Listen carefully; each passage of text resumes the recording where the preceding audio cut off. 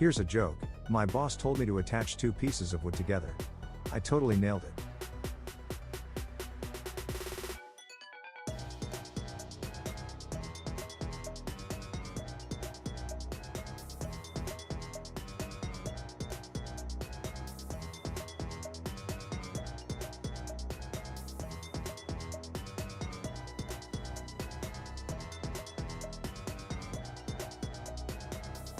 Here's a joke. To the guy who invented zero. Thanks for nothing.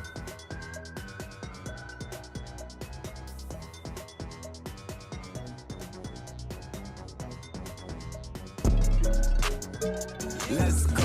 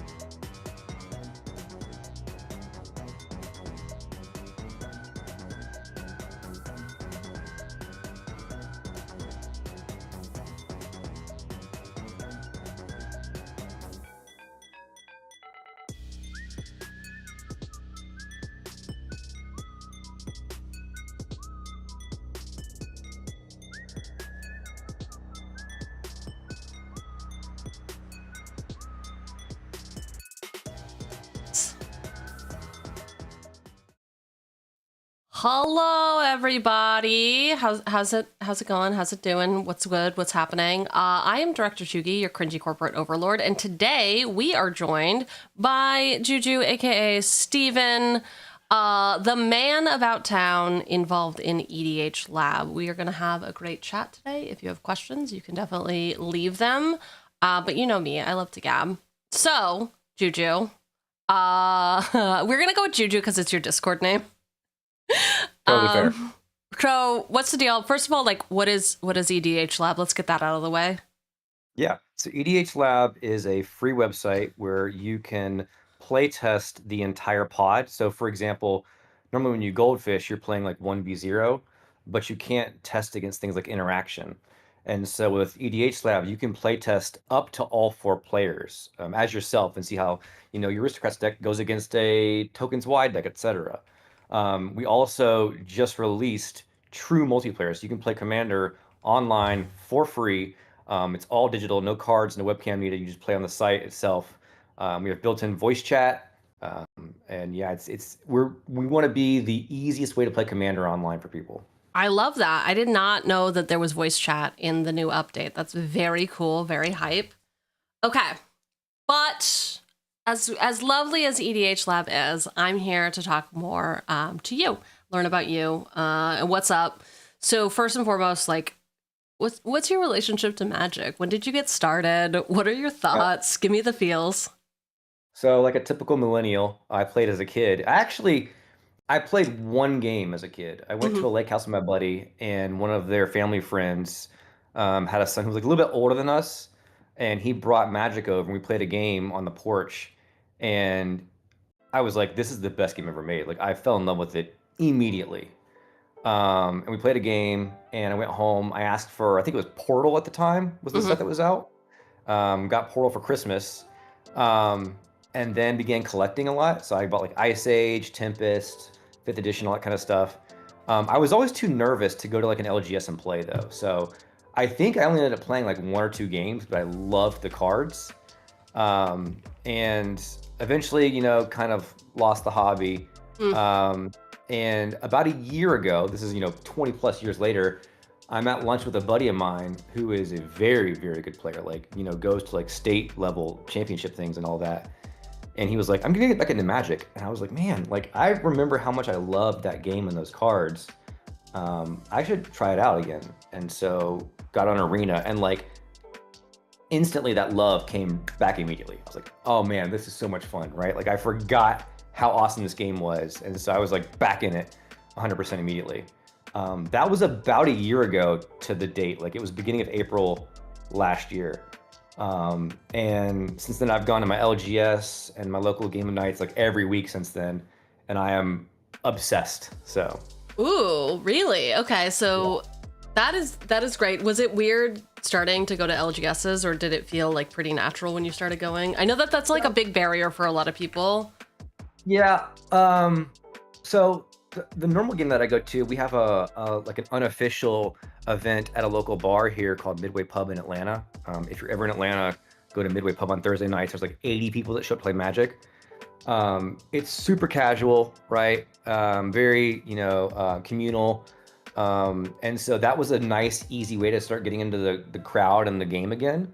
And we have a local game shop in the neighborhood as well, that is super active in the community. And so they were always there.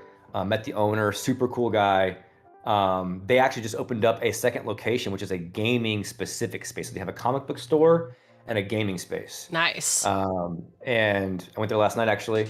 But yeah, just, that first game may be a little bit, intimidating, but then the people are just so friendly, and Commander in general is like a very social game, right? Not always about winning, right? And so that kind of removed that scariness to it. And now I love it, right? I love the people, I love the game. I have no second thoughts about ever going to any event whatsoever, so. Good. Okay. I do not get to my LGS that often. Definitely not as frequently as I want. But every time I go, I run into someone who's like, aren't you that person that I met at that thing that da-da-da-da-da? And I'm like, oh no. Okay. Yep, I'm that person. So it feels like I belong there, but also I don't get there enough to like make it feel like a third place that is so important. I also live walking distance to both that bar and my LGS, so like that makes it easier too. I mean, walking distance to a bar is pretty good. It's a blessing and a curse, put it that way. For sure. Blessing and a curse. Okay, so you said you fell in love with magic at the lake house. Were you like playing Merfolk, or where did you get started? I mean, this was like, we're talking, late 90s. And so, there was no commander at that point in time. We did play a 4-person game. Everybody was monocolor. I had no idea what a strategy or archetype was, right? Like I was just playing. I was learning the game as I was going, but I knew I loved black. Like black was super cool because it was all dark and evil and stuff like that. Yep. And so, I sacrificing stuff, I guess, probably. I really don't remember the game, honestly. I just thought it was so cool, like all the different colors and their strengths and weaknesses and how they all played together. And just like, there was so much to learn about the game and so many different possibilities of it, how it could go, that like, I was just like, this is totally for me, right? Because no two games are the same. Yeah. You said that you can't remember a game from 20 years ago. I can't remember a game from last week. So I think you're doing a bit better than I am. I know that I was mono black. I remember that much. That's excellent. Do you still gravitate toward mono black? So my favorite deck is Braids Arisen Nightmare. Ooh. Love me some Braids. There's the blue Braids, which is the nice Braids. You have the Cabal Minion, which is the mean Braids, and Arisen Nightmare is kind of in the middle. Okay. You get the choice to sacrifice or not. But yeah, I love Sacrifice Aristocrats. I love not having to worry about, fixing the mana base of like how much do I have of one color versus another. That's always kind of a nice thing. You got like the Cabal coffers, and you have like Urborg to help you with making all your things swamps. And I just like, I'm a metalhead, and I've always like thought the villains in Disney movies were the cooler characters. So I just love that, dark evil stuff. So the artwork on black cards is always like sick, and I just, love the aesthetic of mono black. Yeah. How's it feel to be evil? You like it? It's good for you? It's a lot of fun. It is a lot of fun, isn't it? I just love like the graveyard recursion, like the sacrificing your own things. You are a man after my own heart. The aristocrats for sure. Did you happen to catch the professor's newest video about Silver Quill and how it turned? I have not yet. Okay. I don't know if you're like a big, busy, It was talking about how, Orzhov really cemented, or Ravnica really cemented the guilds, around like very specific things. And Orzhov was always about like business church, right? But with Strixhaven, they really broke that apart, and it's about something entirely different, which is cool. Doesn't it have like goat in it? I don't know about that, but yeah, they definitely did a lot of different stuff. I watched the video, I didn't retain it apparently. There's something that Silver Quill does that like is not typical Orzhov, and I thought it was goat. But it's definitely breaking the mold of like typical Orzhov, which is cool, right? Yeah. I mean, now that we're on Strixhaven, are you excited for the set? Like, how do you approach a new set? Do you buy boxes? Do you buy any product? Do you buy singles? Like, what's the vibe? Yeah, I will usually buy at least one precon from a set. Always buying packs, there's a draft group at the local bar we go to, so sometimes I'll draft as well. I love to build, commander decks of other legendaries from the set too. So it just kind of depends on the set itself. I don't know if you watched the trailer video for it, the animated video they did.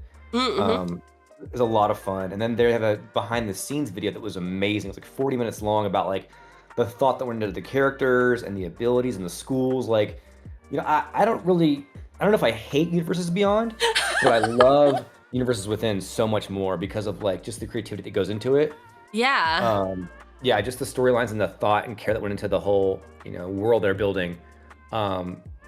It's just so awesome. Like that's, as a creative person myself, like I love that element of the craft of building this game. Yeah. And so that video got me really, really hyped just to, know all the work that went into it, as an outsider, I guess. Yeah. I think it was so interesting that they brought Sam from Ristic Studies on, because such like a lore-based person, such an art-based person to like really dig into the set and explore it. I think that I would say I too am not a Universes Beyond hater, but there is something really special about stories that never have been told, really, or like it's yoink and twist, right? It's verse, just like a classic retelling. Absolutely. I also don't know that this is true. Are they doing a Harry Potter Universes Beyond? Like, I feel like people keep telling me this, and I'm like, I don't know if it's real or not. We're gonna get the Kardashians Universes Beyond at some point. Stop. Please don't. Barbie, Actually, I don't know, like nothing's off the table anymore, right? So honestly, I would be fine with that as long as we could get Kris Jenner and then we can get OJ. Like, if we can get a glove, the glove that is too small, I might actually be in. If we can get, what was he driving? A white Jeep? Bronco, thank you. If we could get that as my vehicle commander, I might be back in. I don't know. I mean, this is a fun proxy idea regardless. Like, this would be hilarious. Yes, so funny, so timely, so very for everyone. Yes. Okay, so, do you mostly play Commander now? Is that like the deal? Yeah, Commander and Draft. Okay. I'm terrible at Draft, Ooh. but I'm trying to get better, right? Okay. It's a different game as I'm learning, very much so. But yeah, I love the community aspect of Commander. It's a very social format, right?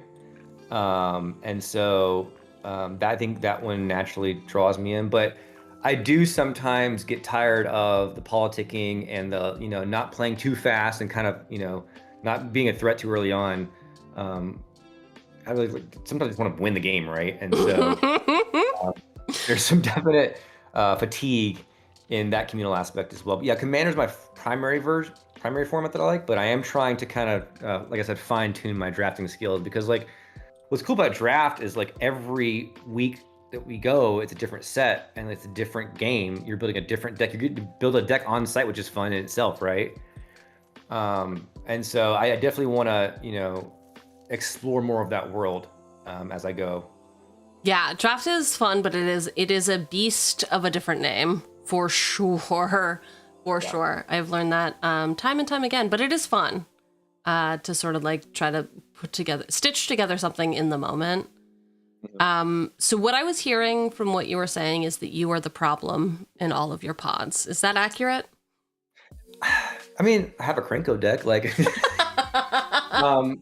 no, I mean, like, so for example, I mentioned braids earlier. One of the things that I've kind of discovered running Aristocrats is because you're not doing a lot of combat and you're not doing a lot of direct interaction that you for your win con, people kind of like leave you alone for a while. Like, you're doing small drains, and I'll let them knock each other down, and then I'll come in and swoop everybody at the end. And so, like, I think Aristocrats is sometimes easy to fly under the radar naturally, right? Whereas, like, if I pull out Krenko, we all know what's going to happen. I'm going to make a million goblins, and so you get a target on your back from turn 1, right?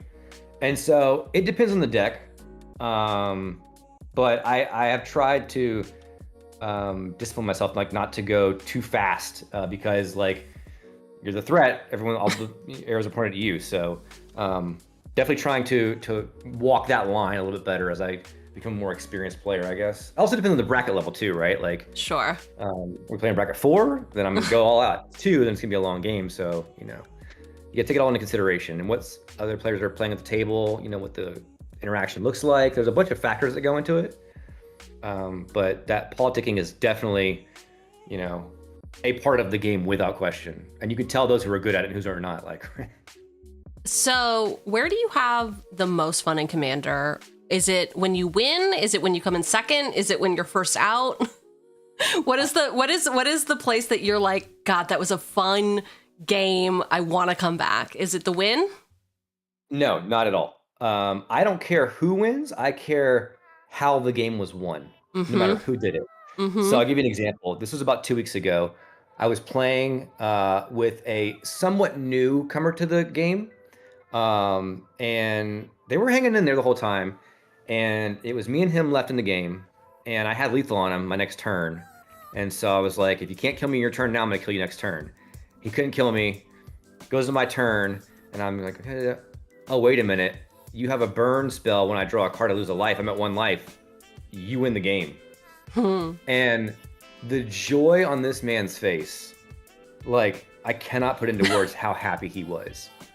I think it might have been his first win ever also. Oh, wow. Like, he was like, that was so cool. Like, how it happened, and unexpectedly he won.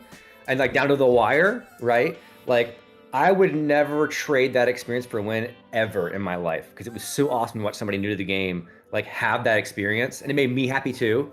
And just like when it happened, we were like, oh, the whole table was like that reaction, you know? And like that's what it's about right there. Like everybody having fun and a cool story, and just like, yeah, I was happy to lose that game all day long. So for me, it's about like, you know, how the game was won, how the game proceeded. Was there interaction? Were there cool spells that happened and cool things? Did we learn anything? Right? There's always weird interactions I've never had before. I'm like, what happens in this scenario, right? And so, yeah, what is it? The journey, not the destination kind of thing? Yeah. So that's 100% for me. Like the experience is the most important part. Of course, I love winning, but it is in no way the most important part of the game for me. You know, when I asked that question selfishly, I was like, oh, I'm curious to hear what you say so that I can say I love coming in second. That's my favorite. But as you were actually telling your story, I was like, shit, I think the most fun I have is when I shut someone else down from a win. When I can cast a silence when somebody's comboing off and just be like, I know I don't win, but you don't either. Yeah, I had a guy one time, this was on Spell Table. He made like 1 million tokens with haste. He's like, I attack with 1 million tokens. And I was like, Ink Shield, you lose. Oh, Ink Shield's coming back in the new set. Yeah. Very nice. Yeah. So those kind of just, you know, fun moments, whatever side I'm on, are the most enjoyable parts of the game, without question. I love that. Okay, so you're an EDH lover. You're finding draft, finding your footing, figuring it out. Do you do any like pre-releases, or when we say draft, are you strictly doing like a pick 2, pick 1, pass? What do you like? What other, when we talk about draft format, what are you talking about? Yeah, normally, so at the bar I go to where we play, somebody buys a box of a set that's already out, usually the most recent set. And it's, you get 3, you take 1, pass, take 1, pass kind of thing. Yeah. I have not done an official pre-release event yet, but I am thinking of booking a ticket to the one for Strixhaven because I'm super excited about it. So yeah, I'm looking forward to trying that out for the first time. I just got my ticket for our local Strixhaven, and I sent it to a buddy of mine who we also draft at a bar. And we do that with old sets, and I was like, hey dude, like these usually sell out.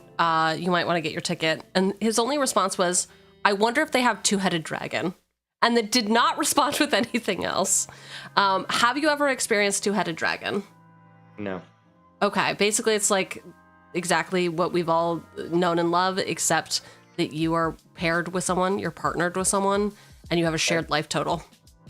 Interesting. Yeah, so you share, like you draft, but you both are together on a team.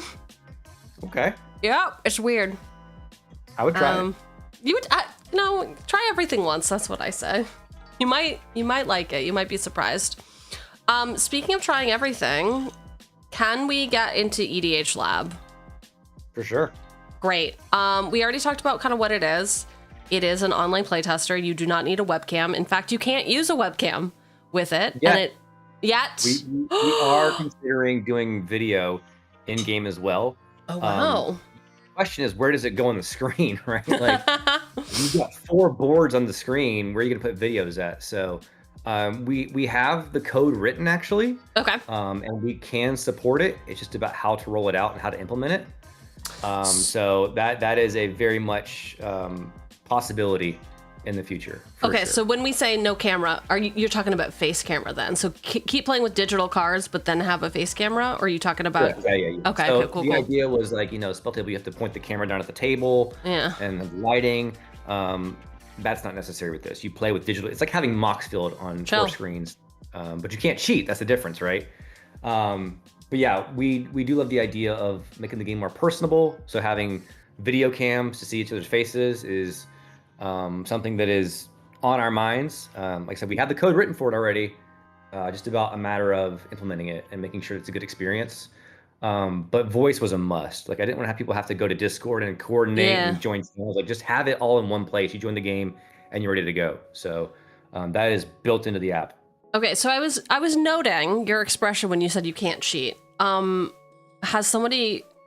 Do you say that out of personal experience? What happened? Who hurt you?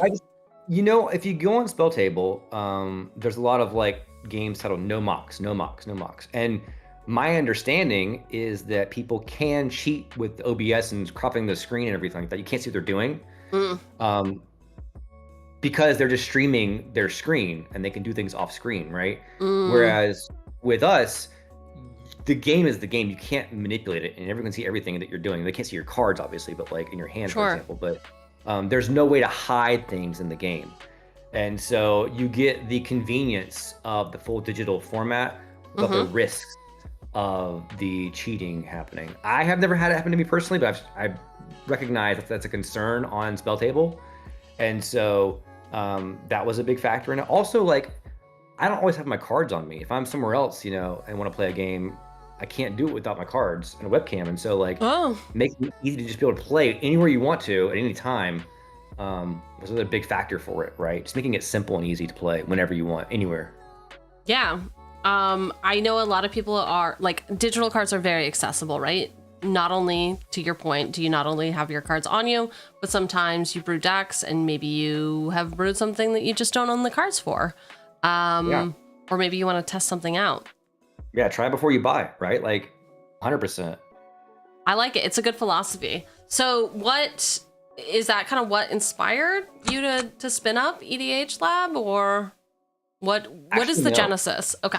Yeah, so this is crazy. You know, being a software developer and entrepreneur, I'm always looking for ideas of things to build. And my philosophy on that is like, find a problem in the world and solve it. And so I was in the EDH subreddit and just, you know, lurking, I guess you want to call it that. And I saw a thread of someone asking, how do I test my different decks against each other? And someone wrote a response or a comment that said, open 4 tabs of Moxfield or Architect and go between them all. And I was like, that is ridiculous. That sounds awful. And so I did a little bit of, you know, DMing like, hey, do you do this? Like, how often do you do that? How much of a pain in the ass is it, kind of thing? And that comment, by the way, had like over 1,000 upvotes. Oh, wow. And I was like, people are doing this, right? And so had some conversations and I was like, this is clearly like a pain for people. And so over the weekend, I threw together like a very simple version, like the simplest version possible of a 4-way playtester. And I think we got like over 500 signups in a day or something like that. Oh, wow. Yeah. And I was like, okay, there's something here, right? And just began expanding on it and got a ton of feedback. And there was, the best part was about a month after I built it, someone else asked a similar question on the same subreddit, and someone who I do not know replied, try out EDHLAB. Ooh. I was like, that's a good sign, right? Like people are talking about it on their own because it's solving a problem. And so from there, it just took off, right? Like it was obvious it was a problem. And so, you know, we had the right idea. Now, how do we make it as enjoyable and as easy to use as possible? So before you kind of saw that Reddit comment, were you doing your own playtest? Like, how much of that is involved in your deck brewing? A lot, yeah, not a little. Like, no, I always goldfish, right? Okay. 1v0. I'm an Architect person, and so I'll brew on Architect and then use their playtester to, you know, go through the motions, right? I had never thought about the idea of, you know, testing against myself. It makes total sense, right? Like, how do you test against interaction or counter strategies, right? It was like, oh, duh. But I had never done that before. And so I was kind of like, that was a new world for me of like, oh, this is a thing you can do to take your, you know, testing up to the next level, if you will. And so I mean, it made perfect sense. I just had never thought about that. So for me, prior to now, I was just a 1v0 goldfisher on Architect. Okay. Yes. I mentioned this before we went live, but I think that I need to be doing that more. I think I need to be testing decks a little bit more. Do you feel like you've made any like significant changes, or is it mostly validation after you brew a deck and get to play it? I think like the problem with 1v0 is it's in a vacuum. And like, of course, you want to make sure the deck works in a vacuum first, right? Mm-hmm. But again, the next level is like, well, what if this happens? Or like, is this deck weak against a particular other strategy, right? Mm-hmm. For example, I mentioned Braids as my favorite, one of my favorite decks. I also have a Zergo deck that is aristocrats, but it's tokens, right?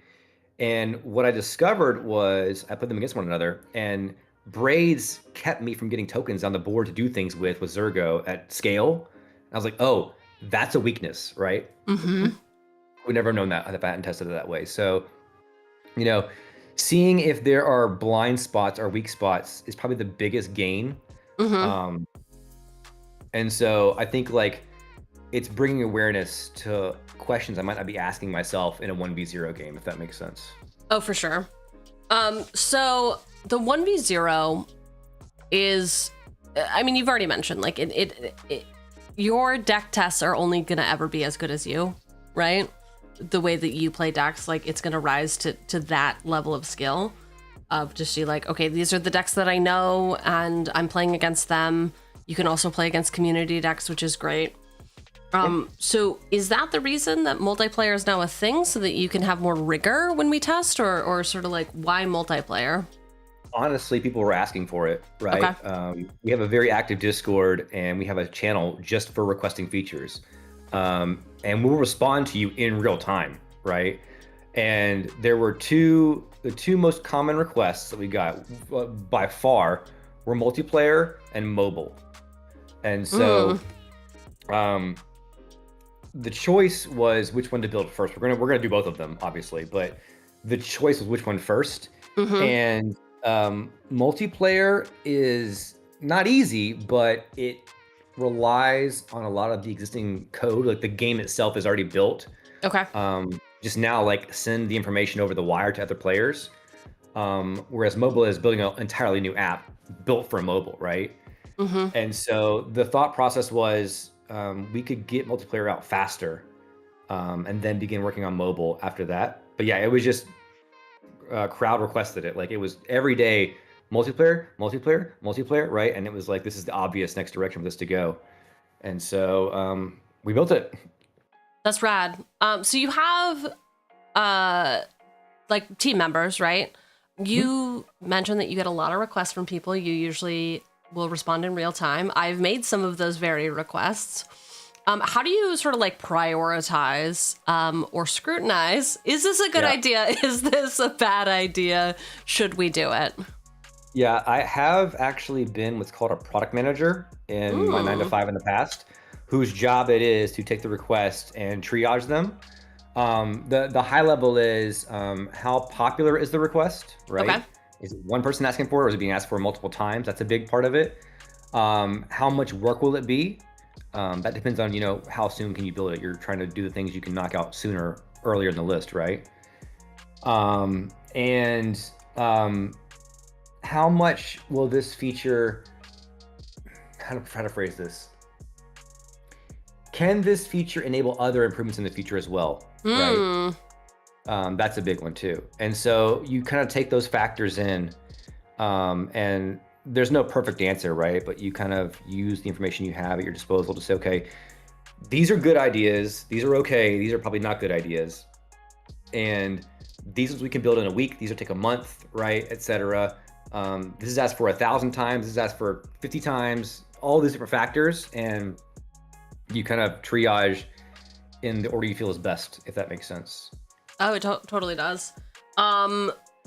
So if there are any entrepreneurs, much like yourself out there, who are seeing a problem, thinking that they want to provide a solution, is there something that you wish you could tell past you about like yo, this is maybe not as easy as we thought it was going to be, or hey, maybe consider doing this before you start on that journey? It's never as easy as you thought it would be. That's everything.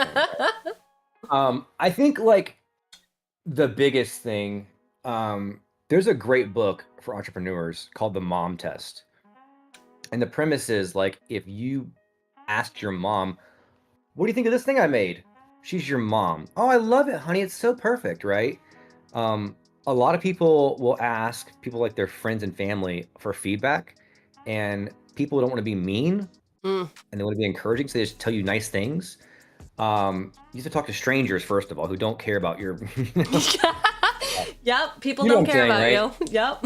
Yeah, you know what I mean. I do. And also, like, don't ask questions like hypotheticals, like, would you use this? Like, hey, do you want to sign up for early access? Like, give me your email address. Like, real action matters much more than hypotheticals. But it's a great book. Anyone should read who wants to do entrepreneurship, because like it helps you remove your biases and looking for feel-good feedback and get to the real root of people's sentiment about your product and or idea.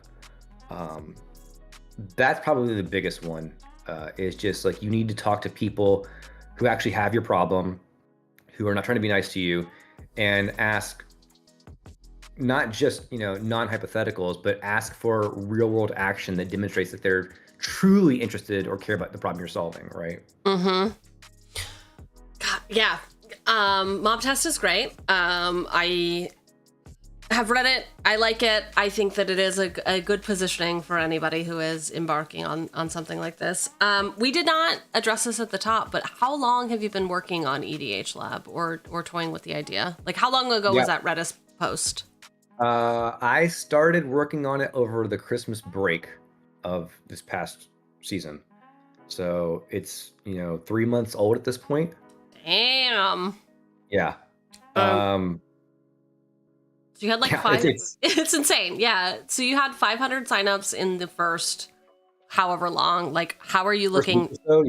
Yeah. How are you looking now? Like, do you feel like more people are finding it, so they're very into it? Do you feel like you're sort of like stabilizing? Like, how do you feel? We're approaching 5,000 users now. Okay.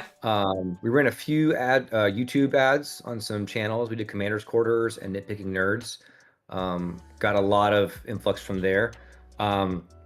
We also have a blog.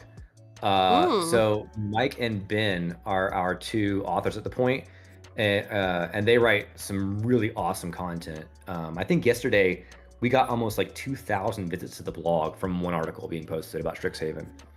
Secrets of Strixhaven Power 5 Commander cards. That's it, yeah. Very nice. And so we're getting some traffic from that. Okay. Word of mouth is happening now that we have enough presence for people to talk about it. I am hoping that we can do MagicCon Atlanta in November. Get a booth there. Yeah. I got some cool ideas for MagicCon. Hell yeah. Perhaps having a tattoo artist at the booth doing Magic the Gathering flash tattoos. Dude, that would be so good. Right? I've gone to a museum that has done flash tattoos before, and it was great. Yeah, so I'm based in Atlanta. It's my hometown, and so hopefully can do MagicCon Atlanta. Amazing. Okay. A really cool booth there. Have an after party, of course, like, free tattoos, like just the whole nine if we can get there. So, it is getting to a point now where we have to actually do some real marketing. Yeah. And so I'm having to put that hat on and learn a bunch, about that world. But so far so good. It's we're consistently getting new users every day. And so it's on the upward trend, right? I'm hoping that multiplayer, once it gets more out there and awareness, that'll bring in a lot more people as well. And then we're shooting for summer for mobile. Okay. And so that again should hopefully bring in new people. We're solving another problem, right? So on the up and up, but there's always room to grow, right? Yeah. So you mentioned tattoos. You mentioned magic. Do you have any magic tattoos? I do. I actually just got a tattoo. This was like less than a month ago. Okay. Can you guess what it is? Is it just braids? Is it just braids? Braids. Let's see if I can show this. It's on my leg. Excellent. Okay, we'll see. We'll see. Oh hell yeah! Yo, that looks really good. That looks really good. That was done by a guy named Sasha who plays Magic. Oh great. Works at Sparrowhawk Tattoo in Atlanta, Georgia. But yeah, he's a big Magic nerd. He was so thrilled to do it. Like he knows the lore and the storyline behind braids, and so like the experience itself was also great to have a Magic person also do the art and the tattoo himself, not just anybody. Right, Yeah. It made it more special. So did you know that before you picked him, or was it like a happy accident that you were like, I want to get this tattoo, and they were like, that's braids. Oh my god. No, so he plays at the bar I go to. Okay, great. And so I was like, dude, I'm gonna come to you, obviously. Like, Yeah, obviously, you gotta. Your artwork is great. You play, like, there's no question I'm coming to you for it. So, yeah, that was an easy choice. That's amazing. Did you get it done in one session? It was two. We did line work one time and then shading the other time. Perfect. That's not too bad. Okay. So MagicCon Atlanta, that sounds fun. Flash tattoos sounds great. Sounds like you're gonna have to get a lot of insurance, a lot of liability insurance for that. But other than that, like, do you feel, is there anything with the actual product aside from mobile that you're like, this is the thing that I know we're gonna move toward? Or do you feel like we're gonna keep listening to the community? Like we feel like we're really, like, the product is good. We feel good about it. We're just going to keep listening to the community? Or is there like something bigger that you're like, I want to do this thing. It's just going to take a lot more work than we can do by summer or before mobile? Or I think there is a bigger next chapter, or feature or offering. I don't know what it is yet. Okay. Right. That's where the community feedback comes in. If we begin hearing, the same kind of theme being brought up, the same pain points, the same desires, right? Just anything that's the same kind of realm. That's where I start going, okay, what if we did this? What if this was a thing, right? I don't think we know yet, right? I mean, we know that multiplayer was big. We know that mobile is going to be big, but there could be another thing out there that just we haven't thought of yet, that one day there'll be a light bulb and go, oh, wait, what if we did this thing, right? Yeah. I know what I don't want to do is I don't want to become another Architect or Moxfield. Those are great apps that are great what they do. There's no point in trying to do that as well. We do want to have a little bit better deck management. Like, so we just added stats. Okay. So you can see your mana breakdown in terms of cost and production, your mana curve, and a pie chart of your types of cards, like creatures, sorceries, etc. We are going to add in custom categories. So like, card draw, whatever, stack outlet, whatever you want to do, just to have like better organization. But I don't want to become another deck building or deck managing tool. I think that problem has been solved very well by those two sites. And so I'm trying to not lean into that direction too much. And so that's kind of on my mind, but you never know, right? Like there's something out there that people probably want that no one has done yet. And when it, shows itself, then we'll be there to tackle it if it makes sense, right? I love that. So we are on the heels of April Fools. You mentioned Moxfield. They do the googly eyes. They did the laser eyes. We had a question in chat. Will you consider adding a Your Go emote? I'm not against it. To me, that just feels like an April Fool's thing. I will say that Benji on my team is head of Discord, so you got to ask him, not me. I delegate Discord to them. I handle all the code. Yeah. I have guys write the blog and do the Discord for me because I'm not good at that stuff and don't have the time anyway. So yeah. So go to Discord and ask Benji. in Magic the Gathering Arena, there are different emotes that you can do. So one of them is like Your Go if the player against you is taking too long. And so you just in the app, you say, okay. in app, Oh. Your Go in multiplayer. But you have microphones, so people could just shout that at you. We do have a deck timer feature, or a turn timer feature, excuse me, that ticks per turn. We could have some fun with that. Yeah. We could have some fun, yes. Okay, so it's called EDHLAB. We've talked about Commander a lot. We've talked about the future of the site. Are you considering any formats outside of Commander? Yes, that is one topic that we have discussed internally as well. It could be modern, pauper, could be draft. Draft is kind of a big undertaking. Draft is huge, a lot of data that's going across multiple people. It gets complicated in the back end. But yes, we have thought a lot about tackling other formats as well. It's just too soon to decide like which one and why. Yeah. But it is absolutely on like my mind in terms of expanding. We'll change our name at that point. Obviously, we won't be EDHLAB anymore. We'll be something else. I don't know, Magic Lab or something. But yeah, definitely on my mind for sure. Amazing. Okay, I love the logo. I did a quick Google search, so I like found the creator of the logo, but you must have given some direction. So why a goblin? If you love Braid so much, why a goblin? I love Cranko too. Oh, you do love Cranko. That's true. Fun. After a few beers, Cranko's the deck to play because that's very easy. You just make goblins, right? I'm not playing mono blue after a few beers. I'm also a fan of the band 𝕃𝕚𝕟𝕜𝕤𝕜. Oh, yeah. And they have the guy John Goblicon as their mascot. And he has a podcast called Right Now, which is hilarious. It's great. It's a fantastic podcast. You should check it out. And so I think just like the mixture of the band, John Goblicon, Cranko, a goblin is just they can be kind of cute in their own little weird way, right? It just kind of made sense. He's kind of mischievous too. Like I don't know. It just felt right at the time. And so we call him Eddie, so EDHIE. Oh. Yeah. Oh my gosh, the lore. Eddie. I love it. Yeah. So I'm noticing something atop your head. That looks like merch. Yeah, we got hats. You got hats? Yep. So as a metalhead, I had to go with the metal font, obviously. Obviously. Yeah, we have hats. We have stickers.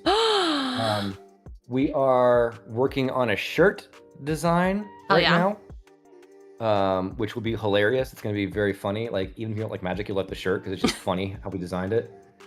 May or may not involve like NASCAR. Ooh, may or may not involve NASCAR. Okay, all right. We haven't really figured out like I don't know like our brand yet, right? Like I mean, this is obviously ironic. It's on camo, metal font, like of course. And I'm very laid back. I love fun stuff, Wizards of Barge, I'm a huge fan of their style of stuff. And so we'll always lean on the more fun style of stuff. But yeah, we're going to get hats made. This is like a prototype I got done. We're working on shirts right now, stickers, all the things, right? And again, I want these things to be cool on their own, right? And so that's kind of my guiding principle in terms of our designs for stuff.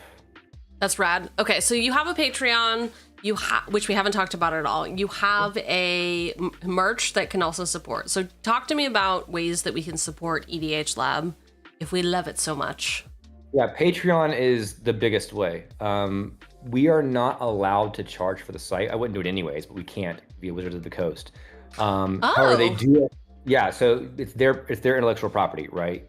So you can't charge money for it. But they do allow you to have Patreon. And so what we've done is we have 3 different tiers.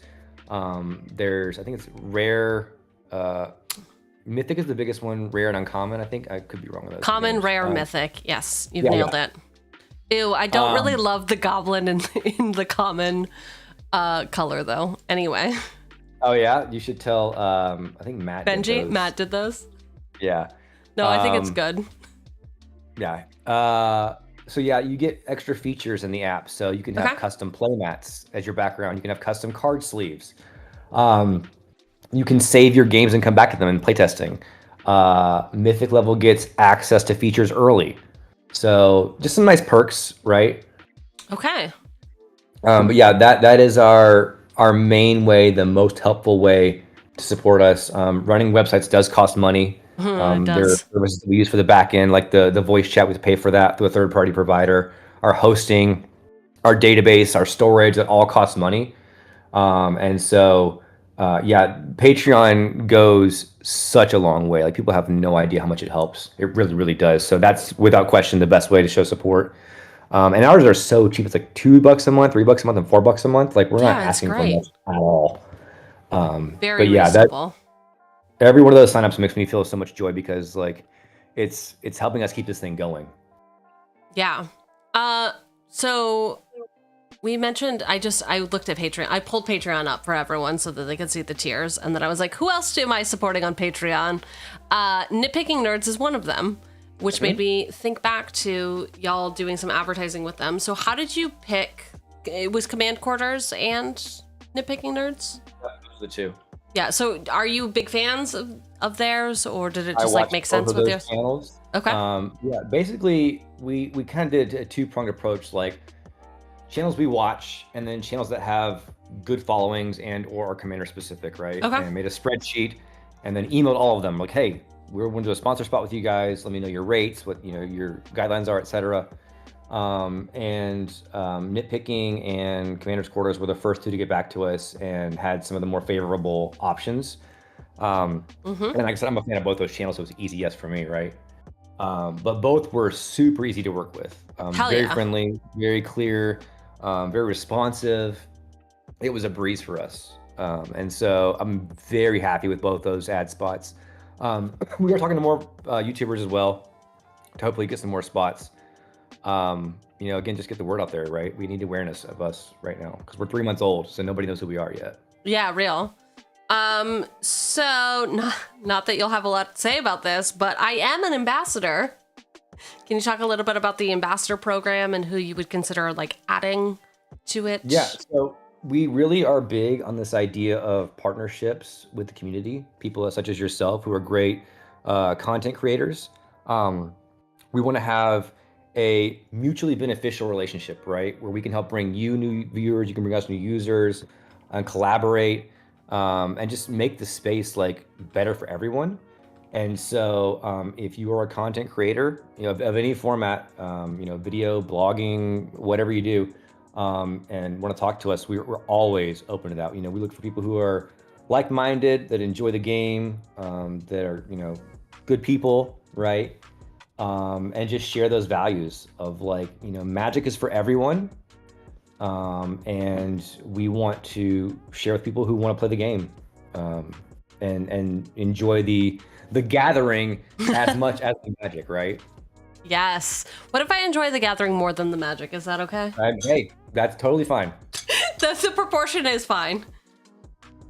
Excellent. All right. Do you want to jump into a game? We can actually see it. Okay. I'm gonna switch over to looking at EDHLAB. What I'm looking at is the homepage. On the homepage, we are proclaiming this is the easiest way to play Commander Online. Yep. Have you considered a different tagline? I'm open to anything, yeah. Great. What would you think if I told you this is the best way to play with yourself online? Do you like that? So it's funny you say that because one of our shirt ideas before we had multiplayer was EDHLAB, play with yourself. Yeah. We are thinking of doing one where the front says play with others and the back says or with yourself or play with yourself. Like, yes. That idea has definitely come up for sure. So, Fantastic. And I'm not opposed to it at all. Great, because I've accidentally been saying that a lot when I've been trying to describe EDHLAB. I was like, it's the best way to play with yourself online. But that's not yeah. Okay, cool. Glad we got there. Earlier, chat was asking me if I was going to ask you that, and I was like, no, nobody say anything. It'll be fine.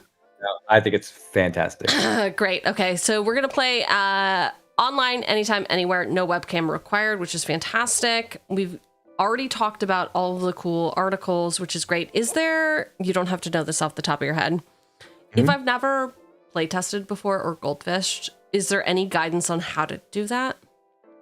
Not yet, but I am working on a set of videos that are both how to use the app as well as how to playtest. Okay.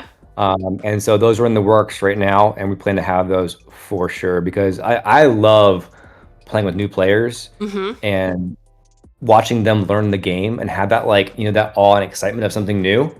And so if we can help with that, like at scale, Absolutely. So that is 100% in the works. Oh, so you mentioned, and this was a question earlier, you mentioned that you love new players. Is there like a particular commander or color pairing or like archetype that you would recommend to new players? Like, I've never picked up a Magic deck before. I'm interested in commander. What do I pick up? Yeah. I mean, mono red's pretty easy, right? Dude, I mean, red deck wins, right? Mono red. It's your Krakow deck. Yeah. I think the first one that I picked up when I got back in was the Blood Rights precon. Okay. Aristocrats is pretty straightforward, right? You need fodder, sock outlets, and drain. And so a very straightforward, easy to remember plan, I think, is best for a newer player. I think blue can sometimes be a bit more complicated, with surveilling and scrying and, all the tricks that it can pull. You gotta know what you're doing. Rakdos is always an easy one to just come out swinging. Gruul, right? Again, any red combination. Okay. We're just like do damage, I think, is probably an easy one to pick up. Okay. But I also say, like, it depends on the person, right? Like, what do you like? What kind of game do you want to have? And that may inform the best deck for you to have the best experience, right? Okay. So I don't know if a blanket answer is the right way to go with that. Those are my kind of defaults, but again, I would talk to the person first, like, hey, what kind of things do you like to do, or what do you want to do, or what excites you about the game, and then kind of go from there.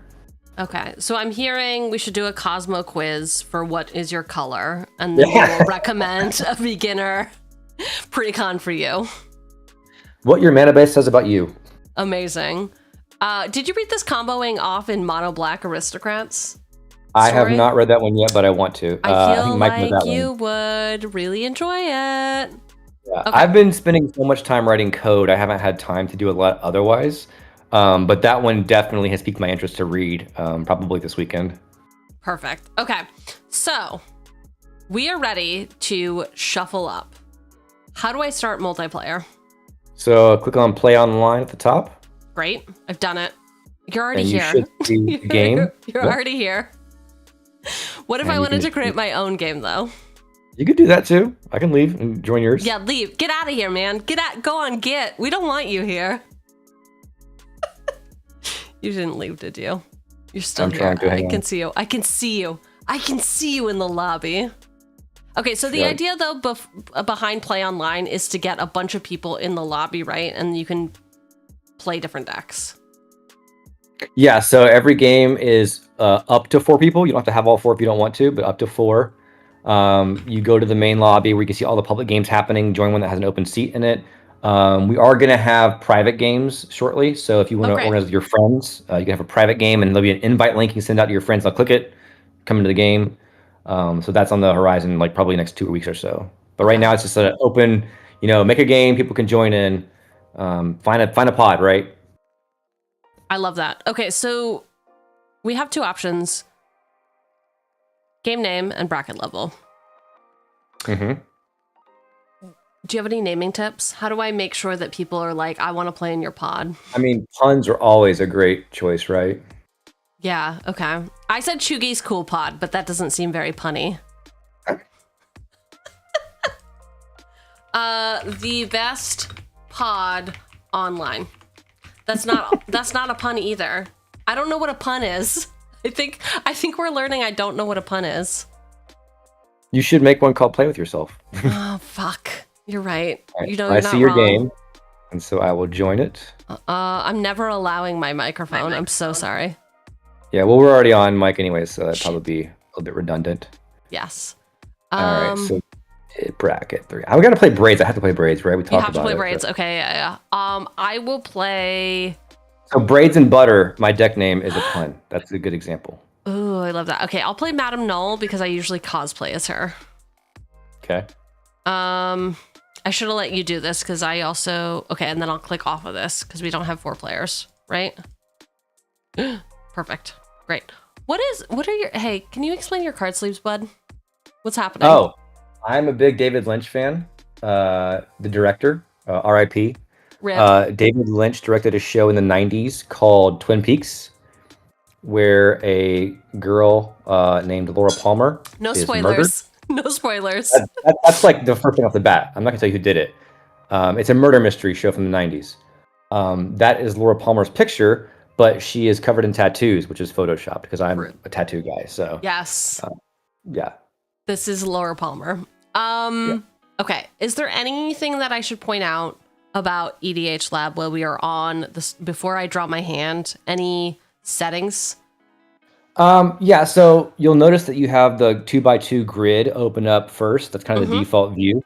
But if you look over on the right, on that sidebar, underneath the microphone icon, there should be like 4 squares. Hell yeah. You can change your view. So you can view just your board or just the active player's board.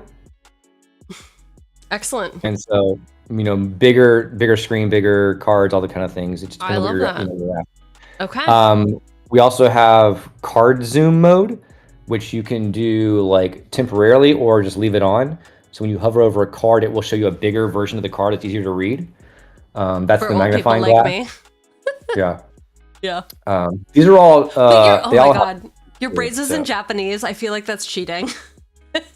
I actually do own that braids too. I have the real one somewhere in here. I feel like I do too, but I don't want to lie to you. I have to look it up. A function to hide lobby code. I was told by the guy who sold it to me there are only 8 in the US. I don't believe him, but that's what he said. But I do have the Japanese promo foil braids. Okay. Braids. I do not have the Japanese one. It's very sad. Okay. So you may see my playmat change. You can do custom playmatch. You can do custom card sleeves. You can do solid color card sleeves. It's yours to customize to whatever fits your aesthetic. I love that. Okay, so you can do card sleeves, and then you can upload a custom card sleeve. We've got show playmat. The playmat shown will always be the commander. By default. By default. And then you can upload your own custom playmats. Is it if you are Patreon? Oh no, I see the plus. Unless I am special. Yeah, so color card sleeves are for everybody, and then custom sleeves and playmats are for Patreon members. That's one of those perks you get by supporting us. Okay. Your Ariat and Ashiok et al. Is very nice. Okay. I will draw my hand. Should I keep a 2-land hand? Oh, it's a 4-land hand. Just kidding. So what is your methodology for keeping your hand? Is it based on your deck, or I mean, yes, it's based on your deck, but based on the deck, right? Like if I'm playing Yuriko, I gotta have like a turn 1 unblockable creature, right? Or at least turn 2 unblockable creature. You wouldn't play Yuriko though. In bracket 4, I do, and she has a place. Braids, I obviously want some fodder out if I can, or a sack outlet. One of my 3 pieces, if I can get it out in the opening hand. The drain, the fodder, or the sack outlet. Yeah, it's very deck specific. Cool. But they're kind of the always, standard of like, how many lands do you have? What kind of lands do you have? How much ramp do you have? Like, those kind of obvious ones. But I do try to make sure I have at least one piece of my deck strategy in my opening hand to get the ball rolling. Because if you can't do your thing, like, you're not going to win the game. So that's kind of my guiding principle. Can you see how many times I mulliganed? Yes. So there's also a game log. Okay. Oh, 1, 2, 3, 4, 5. Jeez. I don't want to talk about it. I was just having fun at looking at my cards, all right? Yeah. We don't enforce any mulligan rules when the game. It does have the option to send to the bottom. That's kind of a rule 0 amongst your pod. What rules you want to enforce. We do show what they did though, so if they don't follow the rules that you set, you can clearly see that. So, but yeah, if you look at the right side bar above the red bug, there's those 3-line things. Oh yeah, game log. There's a game log that shows you every action in the game. Ooh, and then it says it showed me what I drew, but it says only you can see card names. Correct. All I see is that you drew 7 cards. I love that. It's very nice. And I understand that there is a save function on the current game state. On playtesting mode, in solo player mode. So there's playtester, if cool. you're really deep into a game and you want to put it down for a while, You can save it, and it will be there when you come back, and you can reload save games. We haven't figured out if that works for multiplayer because it's multi-people, right? Yeah. Someone did bring up the idea, actually, of multiplayer async. So, for example, like chess. you can have the whole day. Yeah, exactly. Have the whole day to make your turn, and the game lasts for several weeks. That has been an idea discussed, and so we're considering that as an option too. Very interesting. Ooh, or like Civ. I feel like I know people who play Civilization offline. Okay, how do we decide who goes first? So you can go first on this one. There's a shuffle option at the beginning of the game. We didn't hit that, but there's a shuffle players option that would then shuffle us. We didn't do that, so you're first. Cool. And then just normal hotkeys. You can also reset your hotkeys. So I drew to start. I'm going to play a land, and then I'm simply going to hit the pass button. Yep. Yeah, everything has a hotkey tied to it. So draw, pass turn, tap. I mean, there's a million of them, right? All the interactions you're doing, sending to graveyard, send to hand, command zone, exile, shuffle your deck, like all toggle card face up, face down. All these things have hotkeys. And so if you like the mouse, you can use the mouse. If you're more of a keyboard person, use the keyboard. I love it. Okay, cool. I see that you're drawing one card that's very clear. Yep. And I'm obviously going to play a swamp and pass. What, do you only have swamps in your deck? What does this say? Might. I get black sources. Okay, come on. I've got Herborg, so they're all going to be swamps anyways. Rude, but I understand. Okay, so we talked about opening hands a little bit. Mulliganing down to me just, having whatever I felt like having. How often, if you're playtesting, what turn do you go to? If you're goldfishing with just yourself?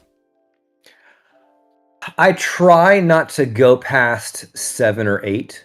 Okay. If I'm doing the thing by turn 3 or 4, then I'm good. I've done what I need to do, right? But if I'm not, I'll go to about up to 7 or 8 and then call it. And okay, what went wrong with that playtest? Why couldn't I do my thing by that turn? Okay. And then you can mark that down. Is that a consistent problem I'm having? That's kind of my cap, is 7 or 8 turns. Okay, I love it. Do I have anything I can play yet? I'm going to tap 1 for a Blood Chief Ascension. But no. All right, so I might pull that card out of the deck because it just it attracts a lot of hate. I love it. It's a good card. Okay, so if I am in the view mode of active player, you've already passed to me. The only way that I can... Oh, I lied. I can see it. This grid down here? Oh, no, never mind. I thought I could click the button on the grid. This is a great idea, though, because we don't have a way to look at a different player's board only when it's your turn. Yes. And so that is super easy to do. I'm going to add that feature. This is an example of how we learn, right? Like, feedback is fuel for us. And so, no one's ever asked for that, but it makes perfect sense, right? My dumbass plays Blood Chief Ascension all the time, doesn't know what it does. This is what you're you can designing always for. zoom on it, though, right? So if you hover over the card, I think the default key is Z. You can hover over it and hit Z, hold it down, and it will show you a larger version. Okay. There's also, if you hold down Shift, you will see the Oracle text displayed. Ooh, that's a good trick. I love that. All right, I'm going to draw for turn. I will then play... Such a stupid play. Instead of a stupid play, I'm going to do a smart play. I'm going to do Emergent Zone.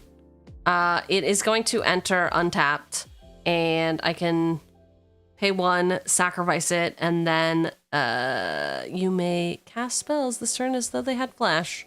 I'm going to tap 3 for my commander. She's a 1/3 Death Toucher, and when another creature I control enters the battlefield, I can pay life equal to its power and put that many +1/+1 counters on it. Yep. Have you played against these TMNT cards? I am building a Splinter Radical Rat deck right now, actually. Ooh, is it Oops All Ninja Rats? Tribal. Yes. He gets okay. Double ninja abilities. He's like the Taste of Karlov of ninjas, right? And so I am building that as we speak. It's not ready yet. I'm waiting on a few cards in the mail, but I'm excited to try it out. One thing I just forgot that we just added recently, I can see in your commander, is that power toughness box is adjustable, so you can up and down it. If you right click on the card, you'll see a bunch of options for cards. So turn it face up, turn it face down, add power toughness. Ooh, very nice. I can also highlight a card. So if I do this, it should show a gold border on your card. It does. How did you do that? So like, hey, I'm highlighting this card to talk about this card on the board, right? If you right click and hit highlight on a card, it will do that. Highlight. Yep. I love it. And so I see my card highlighted now. You can add all the different counter types to a card, make copies, etc., etc. Amazing. Okay. Oh, I did pass to you, right? You did, yeah. Player? Okay, cool. I was distracted. I'm going to play Reliquary Tower. That's fine. No, it's fine. Yeah. It's fine. Tap my 3 for braids. What does braids do? Do you have a response? You're tapped out. No, I'm tapped out. I have a response. It's just, why? Why are you like this? It's my commander. It's what the deck does. It is what the deck does. The best part about braids is she offers really great card draw. A lot of times people don't accept the offer to sacrifice something. And so you're getting up to 3 extra card draws per turn in a 4-pod, right? Yeah. And so it's a crazy good card draw engine when it does its thing. And so, for example, case in point, you don't have any enchantments right now. I don't really want Blood Chief Ascension. So on my end step, I'm going to go to Braids and I'm going to sacrifice it. And if you don't sacrifice an enchantment, which you cannot do, you'll lose 2 life and I'll draw a card. You prefer card draw over over Blood Chief? Okay. All right. It's your prerogative. I cannot do it. And you got to take 2 life, which you can do with the keyboard by hitting the minus key twice. Did it work? I'm highlighted on you table. Yes. Yes. Amazing. Okay, cool. Cool. We've done it. Active player. Great. It is now my turn. I will draw.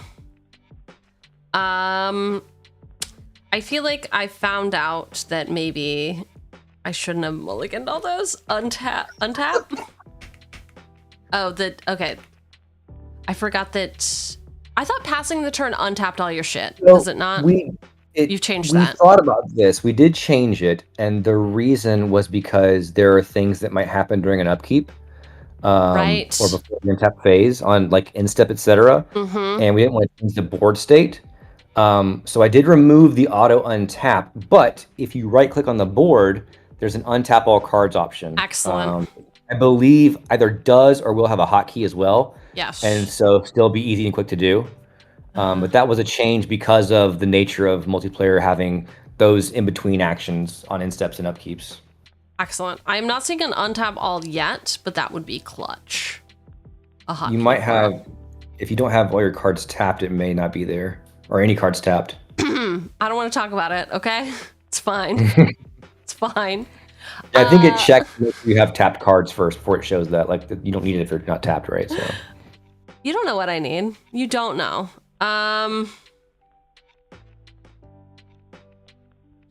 Hey, what's Braid's power? 3/3. Excellent. I'm going to tap 4. X is going to equal 3. I'm going to gang up on Braids. I'm going to say, get out of here, lady. We're going to destroy target creature with power X or less. I'm paying a main phase instant, and it's fine. Yep. Oh my god. Okay, all right. Oof.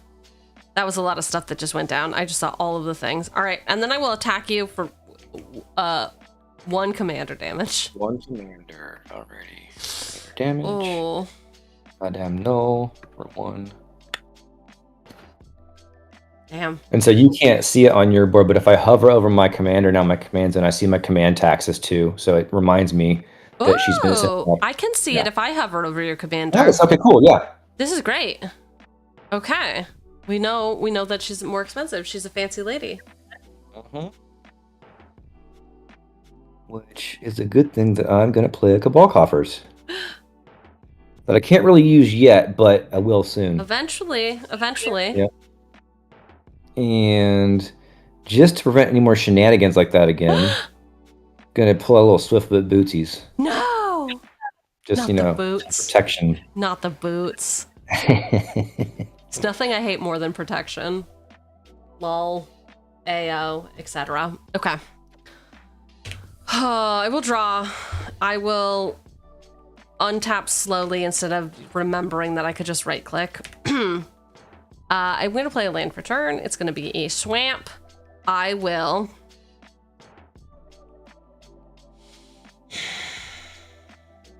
I'm going to take it back. I'm taking an oopsie counter. Listen, Juju. This is what we're doing. Taking an oopsie counter. I forgot that I wanted to be funny. We're playing a Cabal of Coffers. It's fantastic. I was like, there's no reason I would play that. I don't need that. It's like, it's getting me, what, +1? But no. We're just having fun here, right? We're just, hey. I mean, I don't know what you're doing. I'm having fun, though. I will tap this for 3. I will play Planeter of Orthanc at the beginning of my end step, put an influence counter on it, and scry 2. Then target opponent may have you draw a card. If that player doesn't, I mill X cards, where X is the number of influence counters on this, and that player loses life. So I'm familiar. that will happen at my end step. However, I still have 2 mana up, and I am still in main. So I'm gonna go to combat. I will give you another love tap for 1. Death by commander damage is one at a time. 1 turns later. Time. Yes. I will then go to end step. Is there a good way? Okay, so I right click, add counter. I can, there's not technically, is there a specific, an influence counter? Do I try to search for influence counter? Custom. Influence. Yeah, we do offer custom ones. Influence. There's so many different counter types in this There's game. too I many. had no idea until Bro, I had to build them all. Too many. I was like, we can't build all these. Like, we have to cut that off somewhere. So. Okay. So I have 1 influence counter. Yep. I'm going to scry 2. I right click my deck. I'm going to scry. And then the number pops up. Excellent. I'm going to hit 2. Oh, I don't like this. I don't like this one bit.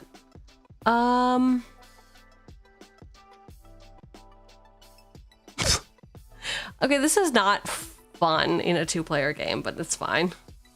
I should point out, I never play braids in a less than 4-person pod because I can't utilize the opponents not playing right, but it felt right given our discussion earlier in my it felt right. You needed to bring it out. You simply had to bring it out. It's not like we're playing a real game. We are simply I wanted to show off the Japanese card, okay? You did. That's I wanted to show off playmats, custom sleeves that are now just blue on my end.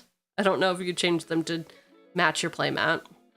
Yeah, I just did a blue to demo it for people that they can see that the colored options are also available.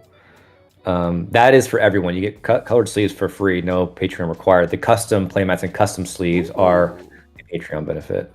So which is like only little, $2, right? So why wouldn't we try to keep it? We try to keep it, low. Okay. Every little bit helps us, so it's our way of, offering some extra perks. Perks. I love perks. Okay, passed. All right.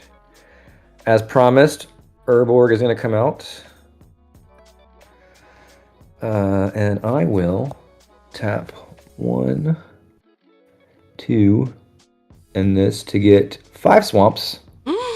Are you allowed to do that? You're just allowed to do that. I mean, it's how it works, right? That is magic. Let's get a Blood Artist out for 2 of those. And then I'm going to give a little bit of repaying back to you. You shot my commander, so how's it feel if I Withering Torment yours? I'm gonna say that this is actually the problem, so you should go after Blood Artist instead. Is that cool? Can we go after Blood Artist instead? Hard pass. Hard pass? Oh, okay. All right, I guess I'm gonna have to put my commander in the... Can I just drop it back into the command zone? Oh, and then Yep. I manually did the tax. Okay, cool. Yep. Cool. We've thought about auto incrementing it. I think- I just want to make sure there aren't cards that like can prevent that, and like there's always like what if things. And so, but we'll probably have it auto increment in the future. What I've seen is the auto increment, but you have a toast message that's like, would you like to confirm or deny? That's a good idea. Yeah. All right. What else how else do you want to break my heart on your turn? All is fair in love and war. Okay. Let's see. I used the 5 there, so I have 2 left. I got my hand here. You know what? I'll spare you for the moment, but I am gonna just make sure you can't do any shenanigans and put the Swiftfoot boots on the Blood Artist. Not the Blood Artist. Oh no. And off. Okay. Well, I'm officially boned. You can't see what I have in my hand, but let me tell you, it's all lands. I mean, you mulligan 7 times, so I don't want to talk about it. We simply don't need to address it, okay? Sure. Sure. All right, I will play Swamp. I will then, I guess, 1, 2, into this to tap for 5. We can both play this game. We can play this game all fucking day. The 2 mono black decks enter a room. Only one of them survives. So that's 5. I will play my commander with her command tax for 5 mana. I will then tap 3. And I will play a Sanguine Spy. She's a 2/3 with Menace Lifelink. I can pay 1, sacrifice another creature, look at the top card of your library. I can put it in my graveyard. And at the beginning, so that's just Surveil. That's just Surveil, right? Look at the top card of your library, and you may put it into your graveyard. Yep. Right? Like, okay. They could have made that shorter. They could have made that shorter, but it I was guess a you new have the Capenna. May, right? The May is the that's the same thing as Surveil, yeah. At the beginning of end step, if there are 5 or more mana values among cards in your graveyard, you may pay 2. Well, I wonder if there's a good way. Do you have any graveyard mechanics? Can I right click on my graveyard to be like, here's some stats about this Playing mono bullshit? black, what do you think? All right. I am going to pay 2 life, as is my commander's prerogative. So I minus, and then I'm going to add 2 +1/+1 counters. Okay. To Home Slice McGee. Nope, that's not how I do it. Up. Fantastic. So she is now a 4/5. 4/5. Notice the power toughness updated automatically for you too. I did notice. Thank you. Thank you for directing my attention to that. That was great. I actually More so for your viewers, look what our app does, but yeah. No, it's for me. It's for me. Also, do you like how everything's just so squished together? I could use my whole board, and yet I'm just trying to squish everything into the center. Okay, I'm gonna go to end step. We're gonna get a new counter. On this new counter, I will then scry 2. Draw. Nope, scry.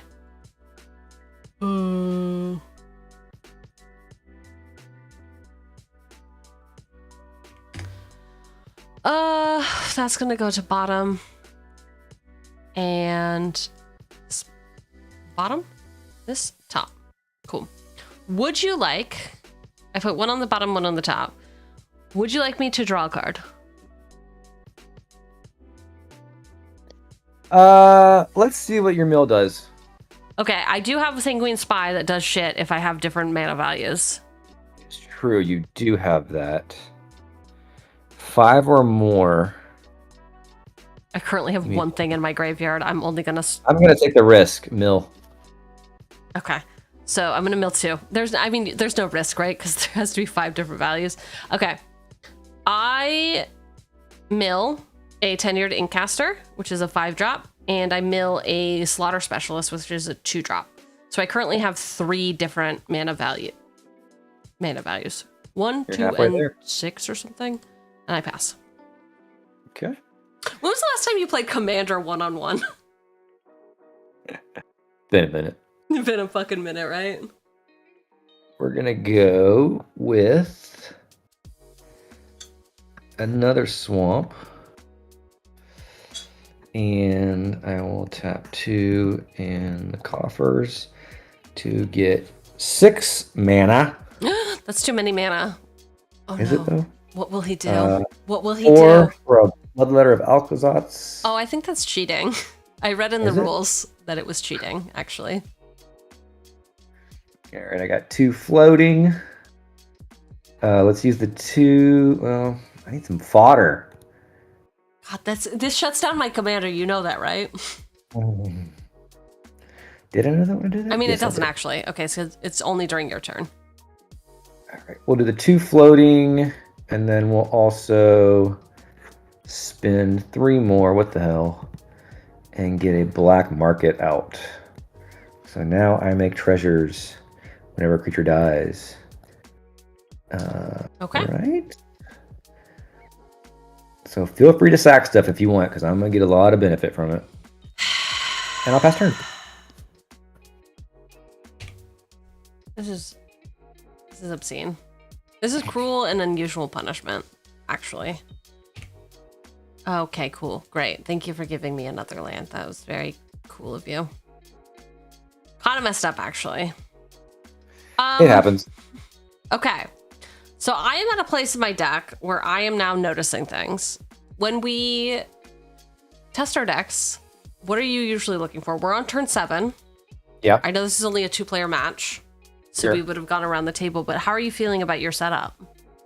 I don't have fodder, right? I can't really take advantage of the sack outlet in braids to do my thing.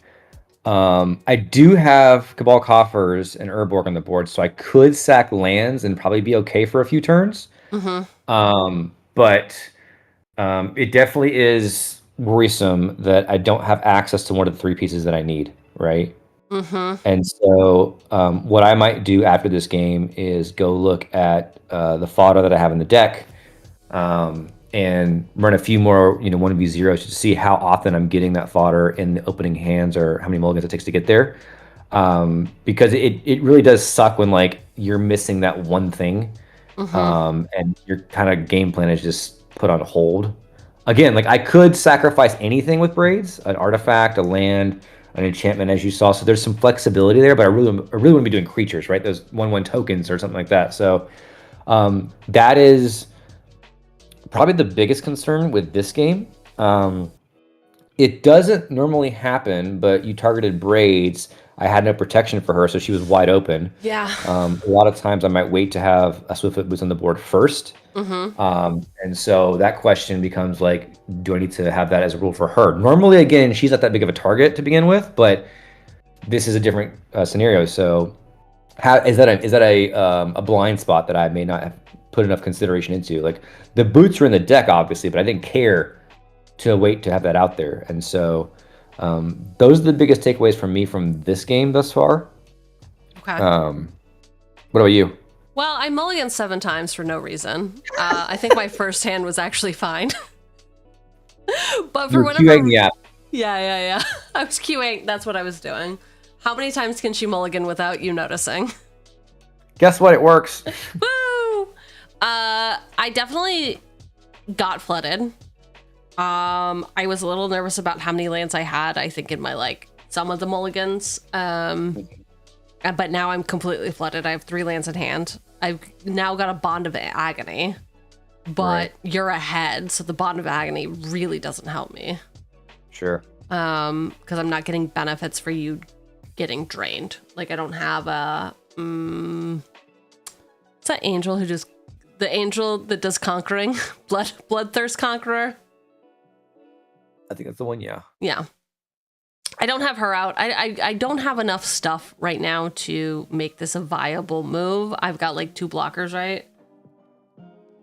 It's also a 1v1 game, which is very, very different than typical Commander, right? True. So that's a consideration, all this with a grain of salt, right? Oh, of course. Yes. So if we did have 2 others, run double decks. Oof. Yeah. Okay, cool. What do we want to do now? Should we show off do you want to show off more of your Braids deck, I guess, or do we want to show off the community decks that you have implemented? Yeah, sure. If you want to go up to the top and hit or hover over decks. Okay.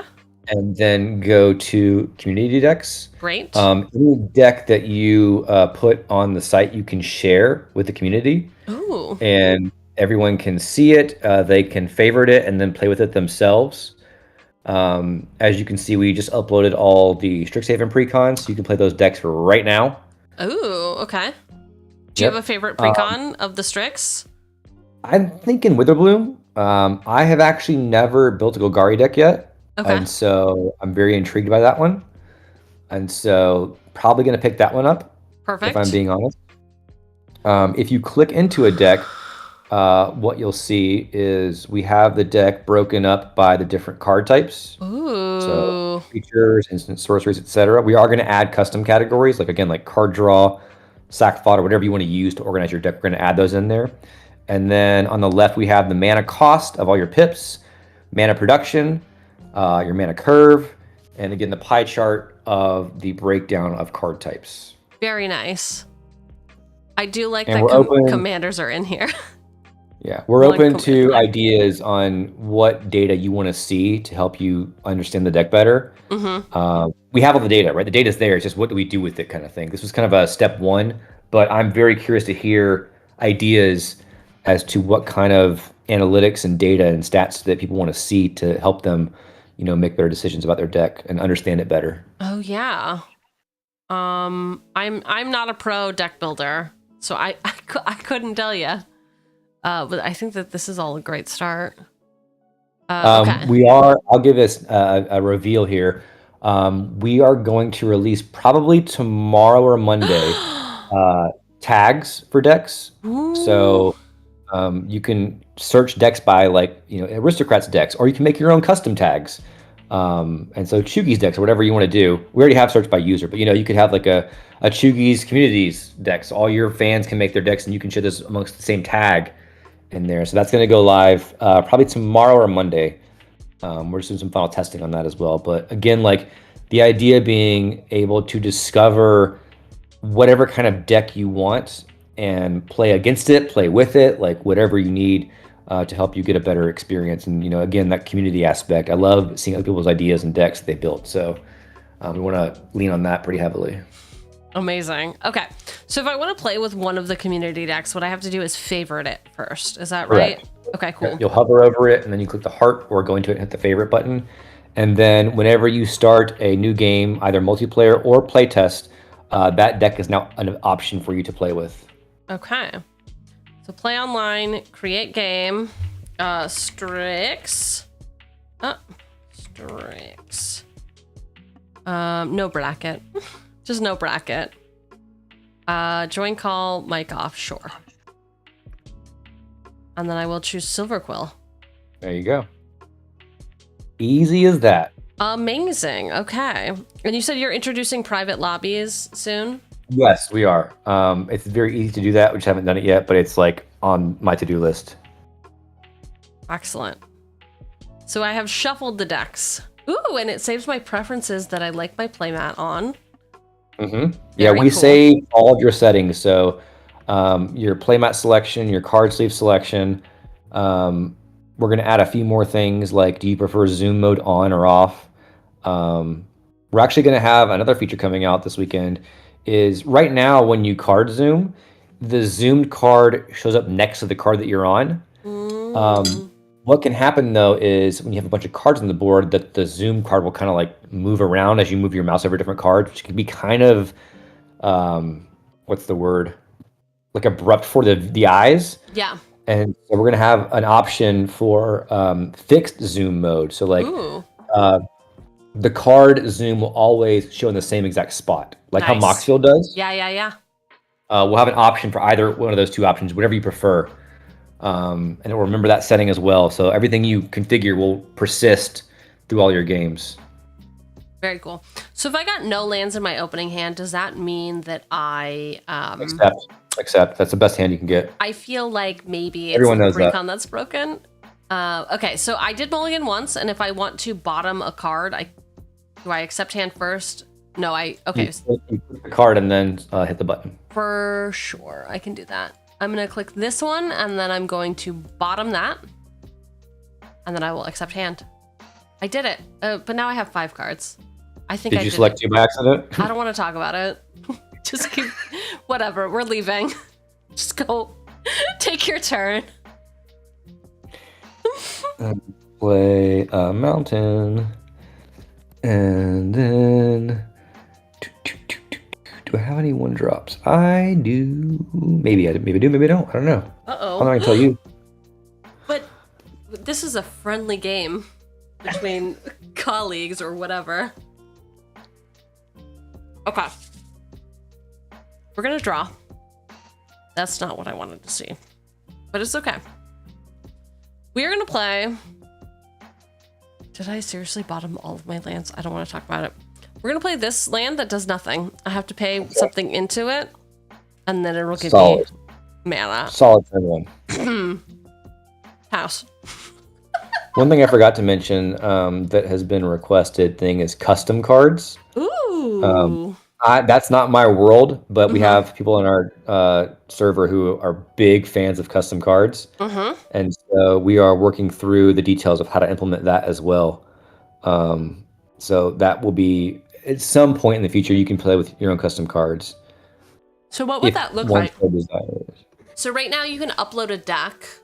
Yep. Based on, so is it just a different deck uploader? EDHLAB. Yeah, so the way that it will work is probably the easiest way is like a CSV file or a spreadsheet where you just put in the necessary names the Pips. name, the pips, all the data. We'll give you a template to use.